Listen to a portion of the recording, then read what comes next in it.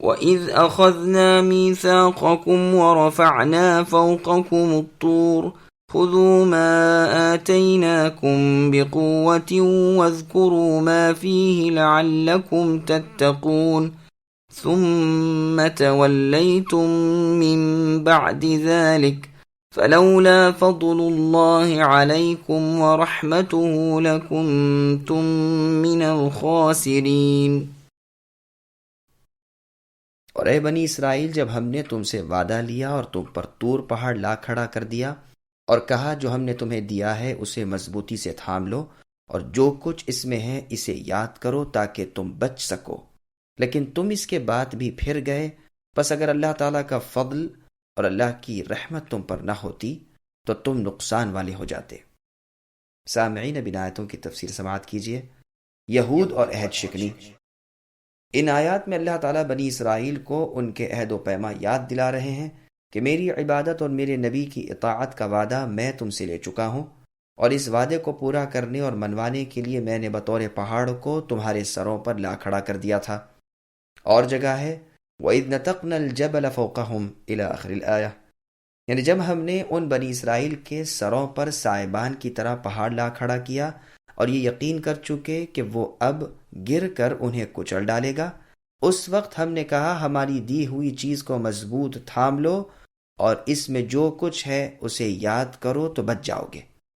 طور سے مراد پہاڑ ہے، جیسے سورہ اعراف کی آیت میں ہے، اور جیسے صحابہ رضی اللہ عنہم اور تابعین رحمہم اللہ نے اس کی تفسیر کی ہے، اور یہی ظاہر ہے کہ طور اس پہاڑ کو کہتے ہیں جس پر رویدگی ہوتی ہو۔ حدیث فتون میں بروایت ابن عباس رضی اللہ عنہما مروی ہے کہ جب انہوں نے اطاعت سے انکار کیا اس وقت یہ پہاڑ ان کے سروں پر لا کھڑا کیا کہ اب تو احکامات سنیں۔ سدی رحمہ اللہ کہتے ہیں کہ بنی اسرائیل کے سجدے سے انکار کرنے کے باعث ان کے سر پر پہاڑ آ گیا، لیکن اسی وقت یہ سب سجدے میں گر پڑے اور مارے ڈر کے کنکھیوں سے اوپر کو دیکھتے رہے۔ اللہ تعالیٰ نے ان پر رحم فرمایا اور پہاڑ ہٹا لیا۔ اسی وجہ سے وہ اسی سجدے کو پسند کرتے ہیں کہ آدھا دھڑ سجدے میں ہو اور دوسری طرف سے اونچے دیکھ رہے ہوں۔ جو ہم نے دیا اس سے مراد تو تورات ہے، قوت سے مراد اطاعت ہے، یعنی تورات پر مضبوطی سے جم کر عمل کرنے کا وعدہ کرو ورنہ تم پر پہاڑ گرا دیا جائے گا، اور اس میں جو ہے اسے یاد کرو، یعنی تورات پڑھتے پڑھاتے رہو۔ لیکن ان لوگوں نے اتنے پختہ میثاق، اتنے اعلیٰ عہد اور اس قدر زبردست وعدے کی بھی کچھ پرواہ نہ کی اور عہد شکنی کی۔ اب اگر اللہ تعالیٰ کی کرم فرمائی اور رحمت نہ ہوتی، اگر اللہ توبہ قبول نہ فرماتے اور انبیاء کے سلسلے کو برابر جاری نہ رکھتے تو یقیناً تمہیں زبردست نقصان پہنچتا۔ اس وعدے کو توڑنے کی بنا پر دنیا اور آخرت میں تم برباد ہو جاتے۔ وَلَقَدْ عَلِمْتُمُ الَّذِينَ اعْتَدَوْا مِنكُمْ فِي السَّبْتِ فَقُلْنَا لَهُمْ كُونُوا قِرَدَةً خَاسِئِينَ فَجَعَلْنَاهَا نَكَالًا لِمَا بَيْنَ يَدَيْهَا وَمَا خَلْفَهَا وَمَوْعِظَةً لِلْمُتَّقِينَ۔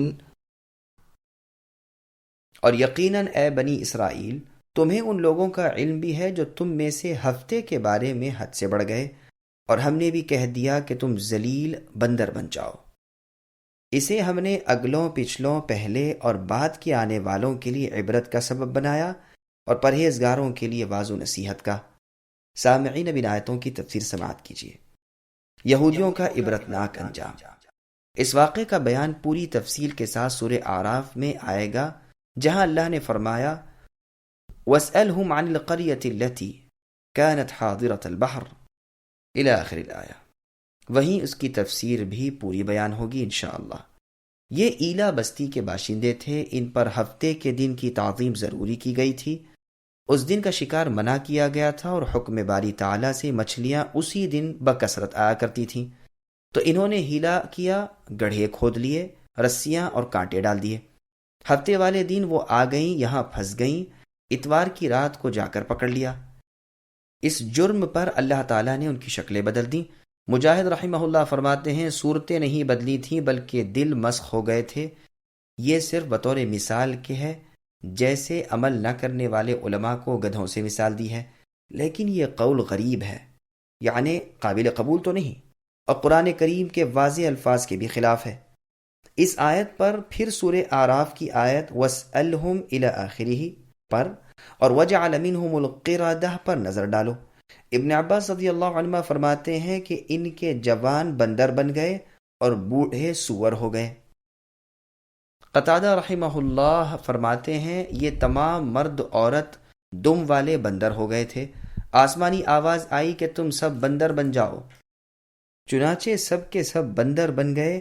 جو لوگ انہیں اس مکر و حیلے سے روکتے تھے وہ اب آئے اور کہنے لگے دیکھو ہم پہلے ہی سے تمہیں منع کرتے تھے، تو وہ سر ہلاتے تھے یعنی ہاں۔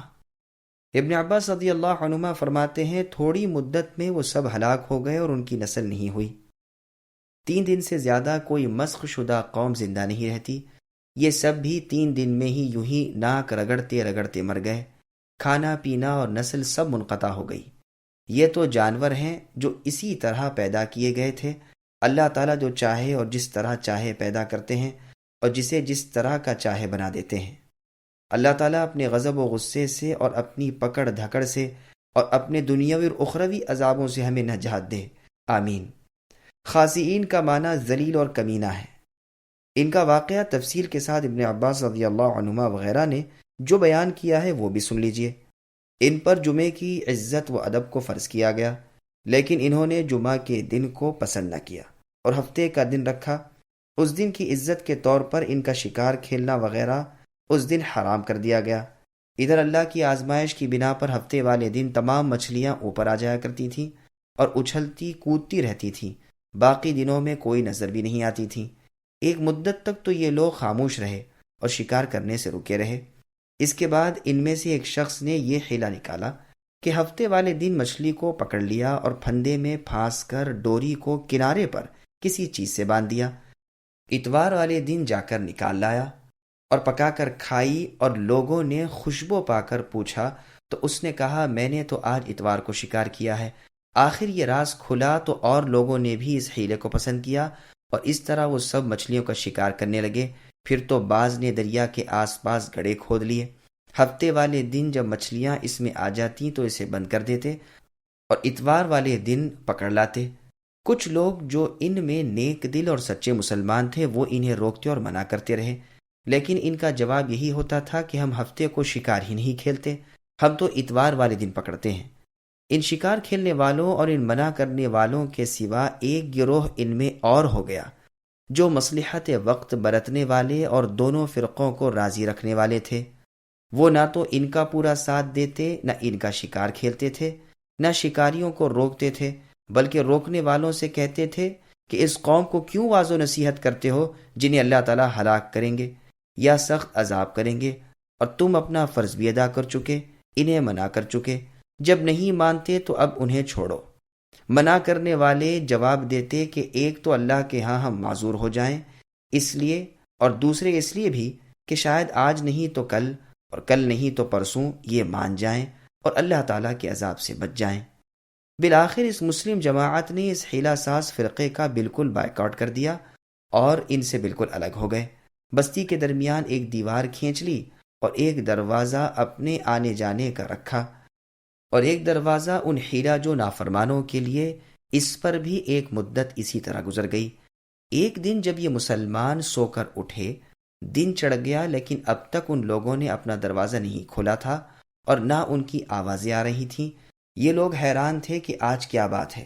آخر جب زیادہ دیر ہو گئی تو ان لوگوں نے دیوار پر چڑھ کر دیکھا تو وہاں عجب منظر نظر آیا۔ دیکھا کہ وہ تمام لوگ عورتوں اور بچوں سمیت بندر بن گئے ہیں۔ ان کے گھر جو راتوں کو بند تھے اسی طرح بند ہے، اور اندر وہ تمام انسان بندر کی صورتوں میں ہیں جن کی دمیں نکلی ہوئی ہیں، بچے چھوٹے بندروں کی شکل میں، مرد بڑے بندروں کی صورت میں، عورتیں بندریاں بنی ہوئی ہیں، اور ہر ایک پہچانا جاتا ہے کہ یہ فلاں مرد ہے، یہ فلاں عورت ہے، یہ فلاں بچہ ہے وغیرہ۔ یہ بھی یاد رہے کہ جب یہ عتاب آیا تو نہ صرف وہی ہلاک ہوئے جو شکار کھیلتے تھے، بلکہ ان کے ساتھ وہ بھی ہلاک ہوئے جو مصلحت پسند انہیں منع نہ کرتے تھے اور خاموش بیٹھے ہوئے تھے اور میل جول ترک نہ کیا تھا۔ صرف وہی لوگ باقی بچے جو منع کرتے رہے اور ان سے الگ تھلگ ہو گئے تھے۔ یہ تمام اقوال اور قرآن کریم کی کئی ایک آیات وغیرہ شاہد یعنی گواہ ہیں کہ صحیح بات یہی ہے کہ ان کی صورتیں بدل دی گئی تھیں، سچ مچ بندر بنا دیے گئے تھے، نہ یہ کہ معنوی مسخ تھا، یعنی ان کے دل بندروں جیسے ہو گئے، جیسے مجاہد رحمہ اللہ کا قول ہے۔ ٹھیک تفسیر یہی ہے کہ اللہ تعالیٰ نے انہیں سور اور بندر بنا دیا تھا، اور ظاہری صورتیں بھی ان کی ان بد جانوروں جیسی ہو گئیں۔ واللہ اعلم۔ فجعلناها میں ہا کی ضمیر کا مرجع قردہ ہے، یعنی ہم نے ان بندروں کو عبرت کا سامان بنایا، یا اس کا مرجع حیتان ہے، یعنی ان مچھلیوں کو، یا اس کا مرجع عقوبہ ہے، یعنی اس سزا کو، اور یہ بھی کہا گیا ہے کہ اس کا مرجع قریہ ہے، یعنی اس بستی کو ہم نے اگلے پچھلوں کے لیے عبرتناک امر بنایا۔ اور صحیح بات یہی معلوم ہوتی ہے کہ قریہ مراد ہے، اور قریہ سے مراد اہل قریہ یعنی اس بستی کے رہنے والے وہ لوگ جنہیں اللہ نے بندر اور سور بنا دیا۔ نکالن کہتے ہیں عذاب و سزا کو، جیسے اور جگہ ہے فَأَخَذَهُ اللَّهُ نَكَالَ الْآخِرَةِ وَالْأُولَى۔ فرعون کو اللہ تعالیٰ نے عبرت کا سبب بنایا آگے پیچھے والی بستیوں کے لیے، جیسی اور جگہ ہے وَلَقَدْ أَهْلَكْنَا مَا حَوْلَكُمْ مِنَ الْقُرَىٰ، اور ہم نے تمہارے آس پاس کی بستیوں کو ہلاک کیا اور اپنی نشانیاں بیان فرمائی تاکہ وہ لوگ لوٹ آئیں۔ اور ارشاد ہے اولم يروا انا نأتی الارض، اور یہ بھی مطلب بیان کیا گیا ہے کہ اس وقت کی موجود لوگوں کے لیے اور بعد میں آنے والوں کے لیے عبرتناک واقعہ دلیل راہ بن جائے۔ گو بعض لوگوں نے یہ بھی کہا ہے کہ اگلوں پچھلوں کے لیے یہ ایک سبق ہے، لیکن ظاہر ہے گزرے ہوئے اگلے لوگوں کے لیے یہ واقعہ گو کتنا ہی زبردست عبرتناک ہو، دلیل نہیں بن سکتا، اس لیے کہ وہ تو گزر چکے۔ تو صحیح قول یہی ہے کہ یہاں مراد مکان اور جگہ ہے، یعنی آس پاس کی بستیاں، اور یہی تفسیر ہے ابن عباس اور سعید بن جبیر رحمہم اللہ کی، واللہ عالم۔ اور یہ بھی معنی بیان کیے ہیں کہ ان کے اگلے گناہ اور ان کے بعد آنے والے لوگوں کے ایسے گناہوں کے لیے ہم نے اس سزا کو عبرت کا سبب بنایا، لیکن صحیح قول وہی ہے جس کی صحت ہم نے بیان کی، آس پاس کی بستیاں، جیسا کہ قرآن کریم میں ہے۔ اللہ فرماتے ہیں وَلَقَدْ أَهْلَكْنَا مَا حَوْلَكُمْ، اور ہم نے ہلاک کر دیا انہیں جو تمہارے اطراف ہیں۔ اور فرمان ہے وَلَا يَزَالُ الَّذِينَ كَفَرُوا، اور فرمان ہے أَفَلَا يَرَوْنَ أَنَّا نَأْتِي الْأَرْضَ۔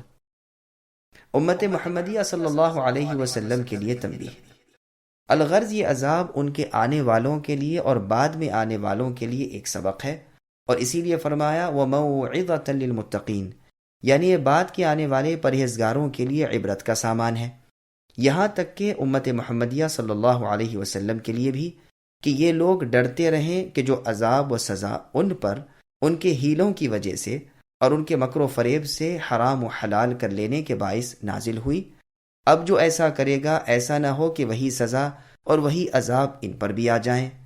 ایک صحیح حدیث میں امام ابو عبداللہ ابن بطہ رحمہ اللہ نے وارد کی ہے کہ رسول اللہ صلی اللہ علیہ وسلم نے فرمایا ہے لا ترتكبوا ما ارتكبت اليهود فتستحلوا محارم الله بأدنى الحيل، یعنی تم لوگ وہ نہ کرو جو یہودیوں نے کیا، ہیلے حوالوں سے اللہ کے حرام کو حلال نہ کر لیا کرو، یعنی شرعی احکام میں ہیلا جوئی سے بچو۔